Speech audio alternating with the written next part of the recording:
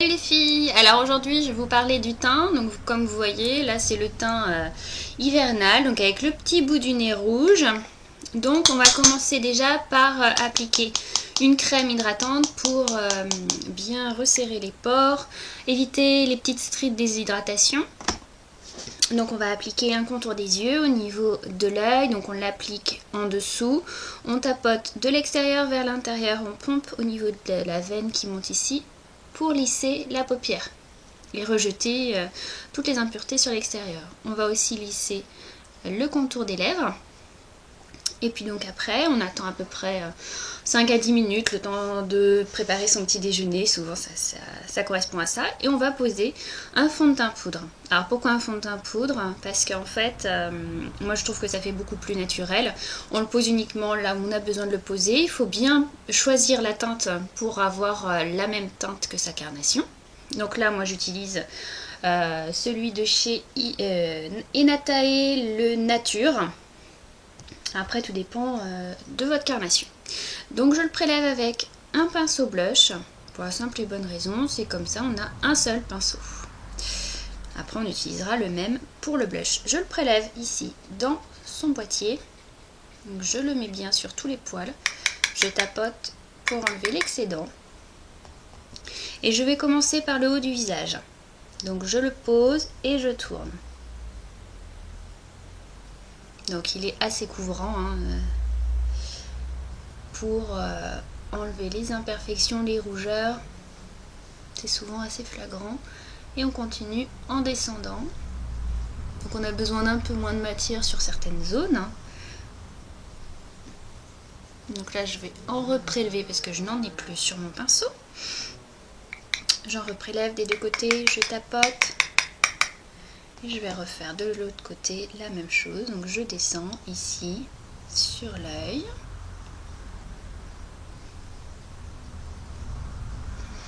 Je descends bien jusqu'à l'ovale.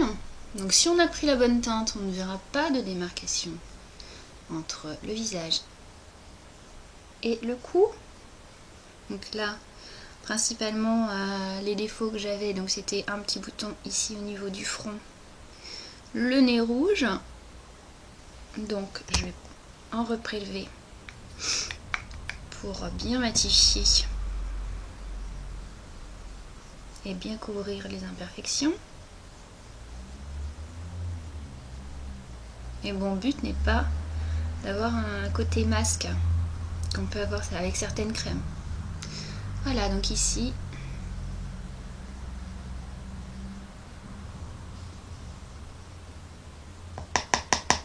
le tour est joué. Pareil, le cerne est des fois difficile à cacher. Il faut bien travailler sa poudre, ne pas trop en mettre, parce qu'en fait elle va se fondre dans la crème qu'on vient juste de mettre.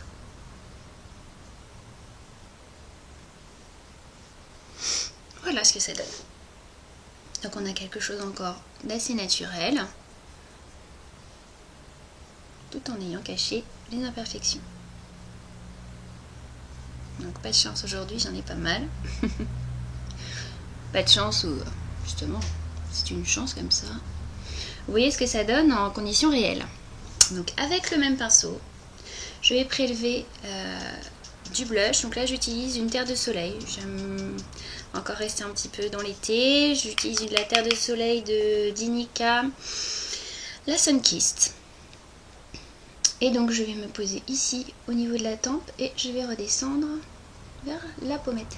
En fait la pommette on la trouve en souriant, ici. Donc pareil, je la travaille bien pour la fondre. Hop.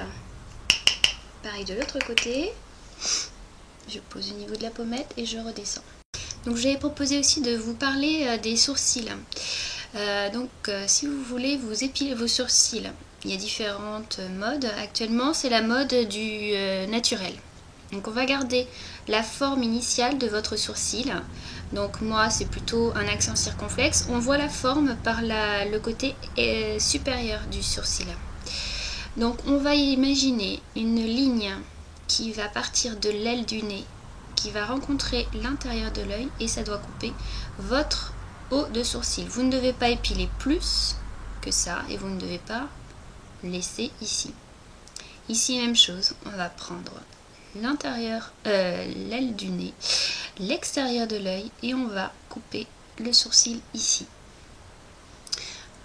Et donc après, on ne va pas creuser en formant un arc, on va uniquement suivre la délimitation qui est ici, donc en faisant une ligne en biais ici qui remonte jusqu'au haut du sourcil. À partir du moment où votre sourcil redescend, vous redescendez.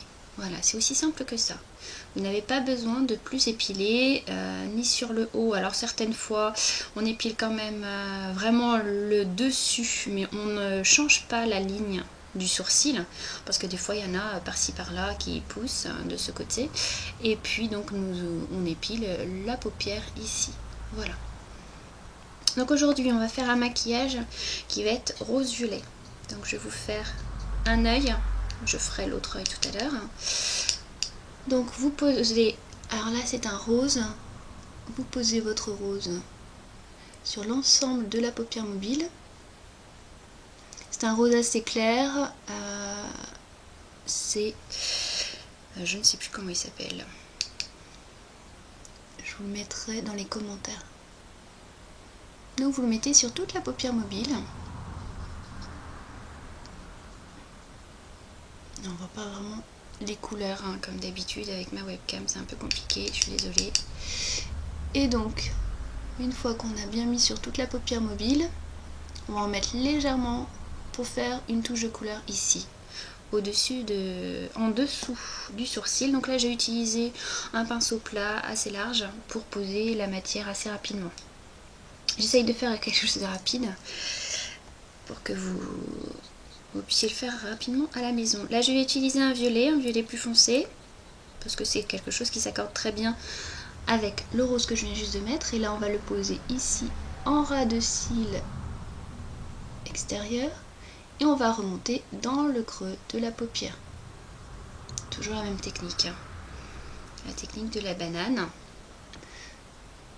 Hop, je me pose ici dans le creux de la paupière et je remonte pour faire un arc de cercle. Ça va faire une ombre en fait, ça va créer une ombre. Donc là je reviens sur mon ras de cils pour estomper. Alors vu que là les deux couleurs se font très vite, c'est vraiment un maquillage qui se fait très rapidement. Après, si vous êtes encore plus, hop, plus pressé, vous estompez avec le doigt ici, vous enlevez l'excédent ici, et vous n'avez plus qu'à reprendre votre pinceau large pour fondre la matière ici, à la limite, à la frontière entre les deux couleurs. Et vous avez terminé votre œil. Donc là après je vous fais les lèvres avec le gloss de chez Inika, le Berry Lip, qui est rose.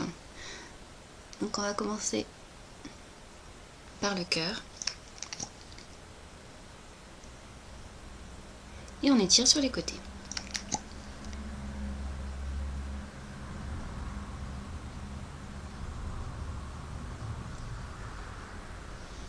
Hop.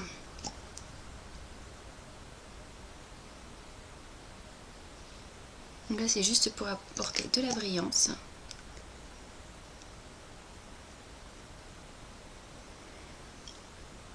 Voilà. Donc là vous avez un maquillage de jour dans les roses violets, donc qui correspond à ce que je porte aujourd'hui et qui surtout illumine mes yeux qui sont encore plus verts lorsque je me maquille de cette façon. Voilà, j'espère que vous avez passé un bon moment avec moi et puis je vous dis à bientôt.